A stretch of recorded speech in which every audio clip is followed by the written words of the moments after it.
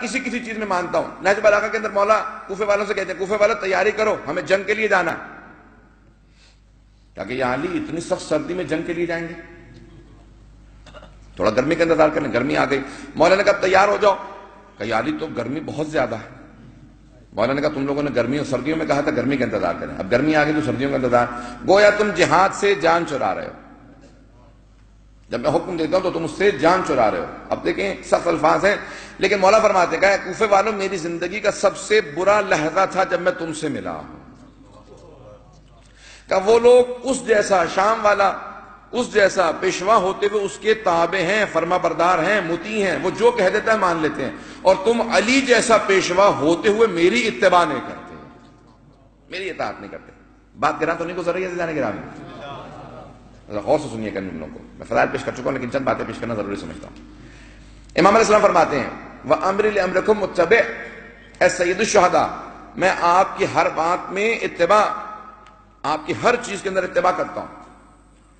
جب امام پہ اعتراض کیا کہ نہیں مولا آپ کے پاس تو بہت زیادہ ہے, امام نے کہا کہ نہیں مثال دو کوئی ہو. اس نے کہا میں خود ہی ہوں, میں بہت آپ کا مطیع و فرما بردار ہوں, بہت اطاعت کرنے والا ہوں. امام نے کہا دیکھو سامنے تندور دیکھ رہے ہو, واقعہ سنا ہوا ہے آپ حضرات کا, صرف اشارہ کرنا ہے. سامنے تندور دیکھ رہے ہو اس میں اتر جاؤ. تو اس نے فوراً رونا شروع کر دیا. کہا مولا میرے تو بچے چھوٹے چھوٹے ہیں. مولا نے کہا کہ اگر تمہارے اندر واقع ان 72 والی کیفیت ہوتی تم کبھی اعتراض نہ کرتے. ان 72 کے اندر سید الشہداء کے اوپر جان قربان کرنے کا جذبہ تھا. جہاں حسین ابن علی کا پسینہ گرتا تھا وہ خون بہانے کے لیے تیار تھے. اتنے میں حضرت ہارون مکی آئے تو امام نے فوراً اشارہ کیا کہ ہارون سامنے تندور کود جاؤ. انہوں نے یہ نہیں پوچھا کہ مولا بحث کس سے ہو رہی ہے, سزا کس کو مل رہی ہے.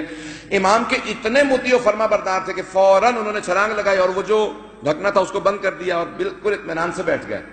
اتنے میں اس نے فوراً پریشان ہو کے کہا کہ مولا یہ واقعاً ان 20 افراد کا جس کا آپ کہہ رہے ہیں یہ ان 20 افراد میں سے تھا. امام نے کہا چھوڑ دو اس کو, یہ بتاؤ وہ فلاں میرا صاحب ان کا کیا حال ہے, وہ ایک میرا شاگرد ہے وہ آج کل آ نہیں رہا, وہ کیسا ہے. اب وہ بہت پریشانی کے اندر ہاتھ پاؤں کانپ رہے ہیں. کہ مولا ایک تو آپ نے اپنا قریبی ترین صحابی اس کو مار دیا اور پھر بھی آپ کو کوئی جھجک نہیں, کوئی پریشانی نہیں. امام نے کہا میرے ساتھ آؤ. ایک مرتبہ امام نے جب ڈھکنے کو ہٹایا تو دیکھا کہ وہ آگ گلزار بن چکی ہے. جب وہ آگ کو گلزار میں دیکھا تو بہت پریشان. کہ مولا یہ کیا ہوا؟ امام نے کہا جو ہماری اطاعت بغیر چون و چرا کے کرتا ہے اسے کبھی پریشانی نہیں ہوتی, راستہ اس کے لیے ہر مشکل کو آسانی میں تبدیل کرتا رہتا, خود بخود آسانی آ جاتی ہے. لیکن ہمارے ہاں جب ہم خود پریشان ہونے لگتے ہیں کہ یہ میرے لیے مشکل ہوگا, مولا کہتے ہیں تم جب راستے پہ چلو گے آسان بنانا ہمارا کام. سید الشہداء کے ساتھ جو 72 چلے تھے, چلے تو بہت سے تھے لیکن یہ جو 72 تھے ان میں کوئی سوال نہیں تھا سید الشہداء پہ, کوئی اعتراض نہیں تھا. یہاں تک کہ خود سید الشہداء کہہ رہے ہیں کہ جو جانا چاہتا ہے چلا جائے. نہیں لیکن وہ متبع ہیں, تابع ہیں. سننا چاہ رہے ہیں عزیزان گرامی؟ 2 جملے پیش کرنا چاہتا ہوں, ان کی زیارت میں بھی دیکھیے گا یہ جملے ملتے ہیں. وہ ہر طرح سے تسلیم ہے. سید الشہداء نے 2 مرتبہ 2 جملے کہے ہیں, دونوں میں بظاہر معاذ اللہ تضاد نظر آتا ہے, ٹکراؤ نظر آتا ہے, کنٹرڈکشن نظر آتی ہے, لیکن نہیں, دونوں جملوں کو بہت دقت سے سوچنے کی ضرورت ہے. دونوں جملوں کو سنیے گا. شب عاشور سید الشہداء جناب عباس سے کہتے ہیں عباس چراغ گل کر دو, جو جانا چاہتا ہے چلا جائے, میں نے بیعت اٹھا لی ہے, وعدہ کرتا ہوں جو اس وقت موجود ہے سب کی شفاعت کروں گا. غور سے سنیے گا جملے کو. مولا فرماتے ہیں میں پھر بھی سب کی شفاعت کروں گا, جو چلا بھی جائے گا پھر بھی شفاعت کروں گا, کیونکہ ان کی دشمنی مجھ سے ہے, تم سے نہیں ہے. یہ مجھ سے بیعت کے طلبگار ہیں, یہ مجھ سے چاہتے ہیں کہ میں بیعت کر لوں. تم سے ان کو کوئی دشمنی نہیں ہے, تمہیں تو صرف اس لیے مارنا چاہتے ہیں کہ تم میرا دفاع کر رہے ہو.